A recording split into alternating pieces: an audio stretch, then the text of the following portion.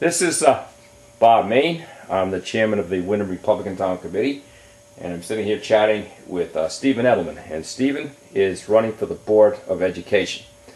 And I really appreciate the fact that Steve is running for the board, because he and I have so many ideas and our philosophies are so similar with respect to choice for students. I think this is the one way that we can save our educational system.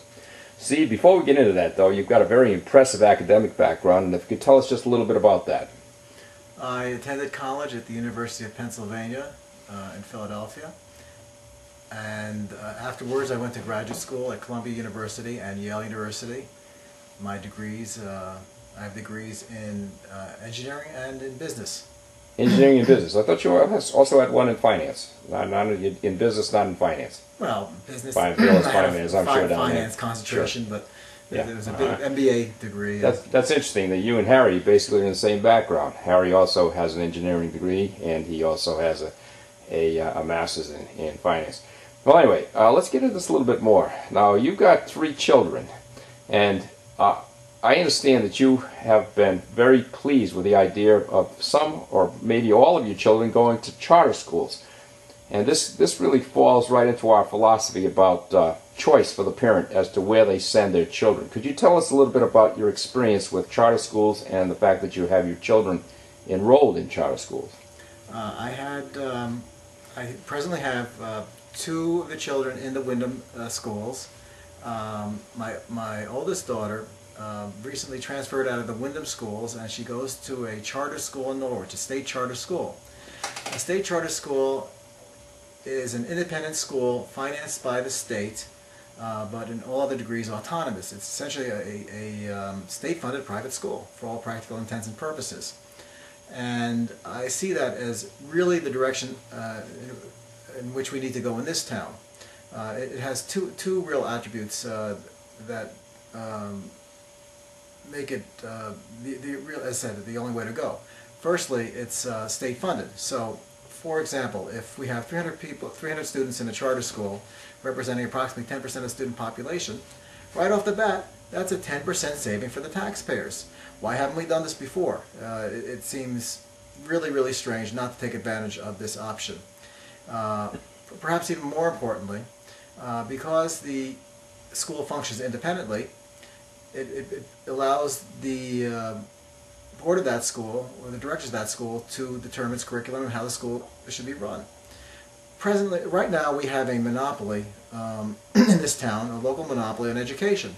And like any monopoly, it provides poor service at high price. Opening the charter schools creates essentially a market situation. If a school does well, people will want to go there, and if it doesn't do well, someone will take over or open another competing school.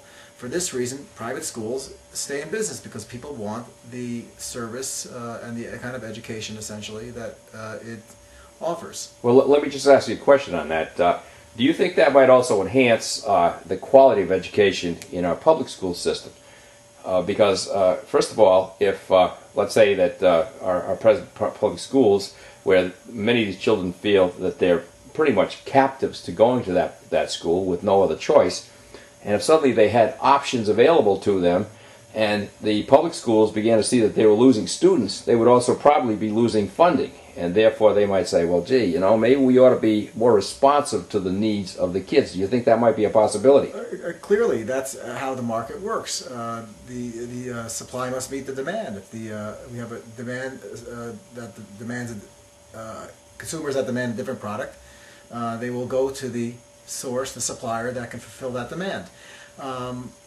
In the Windham schools, only about 25% of the students pass the state test. In comparison, the integrated day charter school in Norwich, just one of many similar charter schools in the state, over 90% passed the test. Now, they have no admission requirements. Anyone who wants can go there. So that's a big discrepancy, 90% to 25%, and certainly enough of a discrepancy that we really should explore this kind of option and alternative. Well, let me ask another question now. I've always felt that a salary structure for teachers, which was based more on longevity than performance, was the wrong way to go. In other words, I know that we have a lot of very excellent teachers who give more than 110% effort. But I've also heard stories about other teachers who just put their time in and are primarily concerned about the salary and the vacations involved in schools, so that they do very little to extend themselves to the students. And as a result, the students do not feel inspired by the students, by those teachers, and that also affects the performance of our students.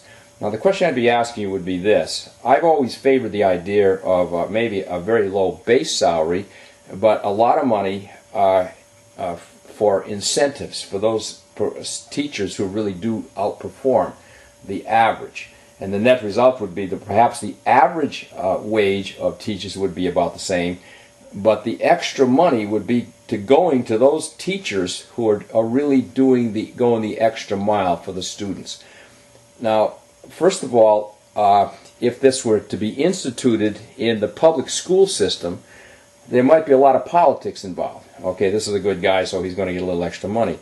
But if it were instituted on the basis of the fact that students had choices to where they would go, and if each school was competing for attracting those students, then they would have the incentive of paying the higher salaries to those teachers who were outperforming the average.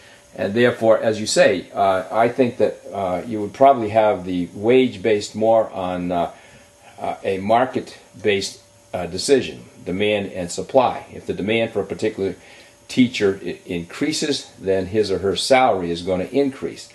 But if they're not performing very well, then there wouldn't be very much demand for that particular teacher, and it's likely that if they were to be hired at all, that the salary would be somewhat less. What do you think about this? Well, I think you certainly have offered a market solution which has a lot of merit, but I think that sometimes we focus too much on the teachers as the source of the difficulty.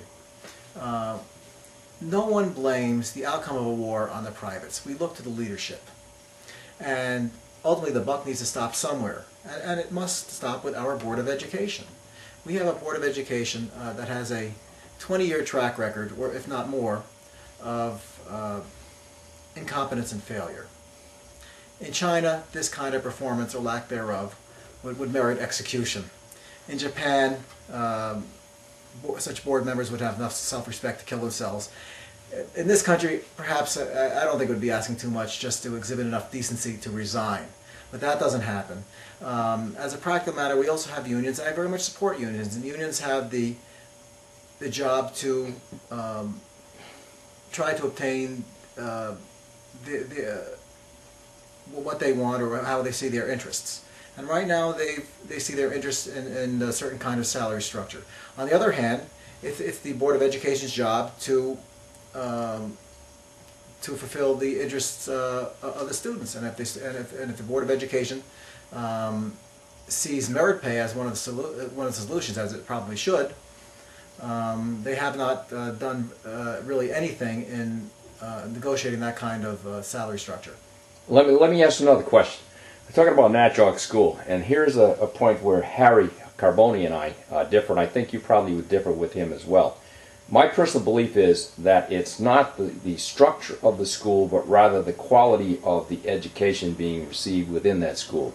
As long as that school happens to be safe and clean and certainly has adequate playgrounds, etc., etc., that it would seem to me that that school is more than adequate to do the job. Would it not be better to take the money that one might allocate to building new buildings and put that into the programs within the school?